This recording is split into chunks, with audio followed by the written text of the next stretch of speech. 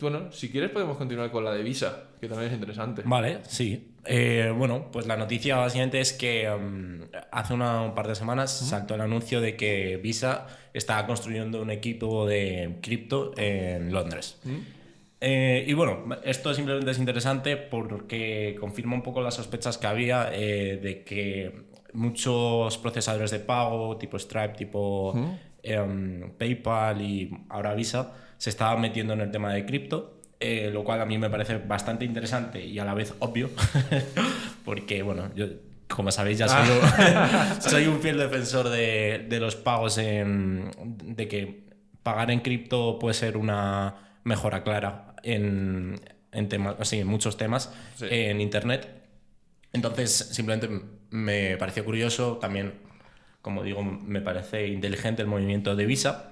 Y bueno, la verdad, fui a meterme en la oferta de trabajo, perdón, y bueno, vi dos cosas interesantes. Una era que pedían experiencia en un tipo de red informática que se llama DLT, que son una especie de blockchains, no sé exactamente unas blockchains, son parecidas, pero un poco más centralizadas, sin tanta criptografía, un poco menos complejas. Pero bueno, me parece interesante porque entiendo que es cómo funcionan los sistemas bancarios a través de... Bueno, o sea, al final son redes que tienen permisionadas, o sea, que no están descentralizadas, pero que sí que tienen cierta operativa para validar transacciones, para rechazar transacciones y tal.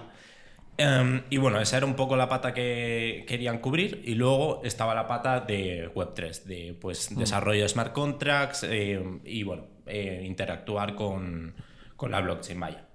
Entonces nada, me parece interesante porque me parece que puede ser una gran vía de desarrollo para blockchain el tener un sistema de pago realmente integrado con el mundo más tradicional, que Visa al final funciona con cualquier cosa.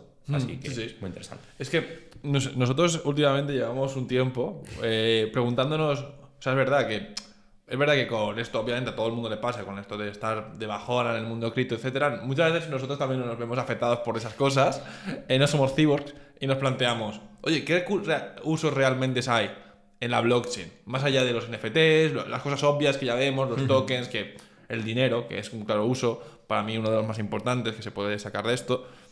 Pero uno de los últimos casos de uso que yo he visto que veo súper potentes es, por ejemplo, la integración de aplicaciones. Entonces, sí, vía blockchain. Y esto para Visa es literalmente su caso de uso. O sea, incluso si Visa se junta con muchos más miembros operadores, o por ejemplo, los sistemas que tú decías, TLTs, de bancos, tal, es algo que les puede venir súper bien ahora a nivel de optimización. Porque para que los oyentes, aunque la mayoría seguro que no sois técnicos, y hay un problema que se tiene que resolver, que es real, que es, imaginaos, por ejemplo, que vosotros vais a contratar un seguro. O una aseguradora quiere contratar una aseguradora o un proveedor de seguros. Digo seguros por decir un servicio que se tiene que contratar, podría ser cualquier cosa. Al final, nunca, o sea, se tienen que mantener los dos estados de forma incoherente y no hay un consenso sobre cuál de los dos. O sea, en el 99% de los casos sale bien, pero hay muchos edge case de cosas, bueno, pues a lo mejor ha fallado la conexión, se ha contratado, no se ha contratado, ha fallado por uno, ha fallado por otro. Esto en la blockchain se resuelve perfectamente. Claro. O sea, porque es, ok, ha fallado, ¿por qué? Aquí está la transact. O sea, se ha hecho o no se ha hecho y hay un consenso. Entonces, para integración de aplicaciones, últimamente es una de las cosas que más top veo de casos de uso de blockchain y que veo que digo, es claramente mejor hacerlo en blockchain que hacerlo sin blockchain. Porque es que es que estábamos, Carlos y yo, hablando bastante de los artículos que publica Vitalik y tal, y en uno publicaba que los casos de uso, o sea, es que ahora con toda la revolución de la inteligencia artificial, por ejemplo, se está viendo una ola de casos de uso que no existían, que no se podían hacer sin inteligencia artificial. O que el resultado era pésimo y que ni se considera que se podía hacer. Entonces, lo que decía Vitalik, que es una opinión que la verdad me parece que tiene bastante sentido, es que lo que estamos viendo en la blockchain, lo que se está descubriendo es que la mayoría de casos de uso que no se podían hacer sin blockchain ya se han hecho. Y ponía de ejemplo Silk Road, que era un marketplace tipo Amazon de cosas ilegales. Eso no era viable si no existía un Bitcoin, por ejemplo, que es anónimo, etcétera. O sea, no se podía hacer con la tecnología que había antes. Entonces, o sea, la blockchain ha permitido esos casos de uso que no se pueden hacer.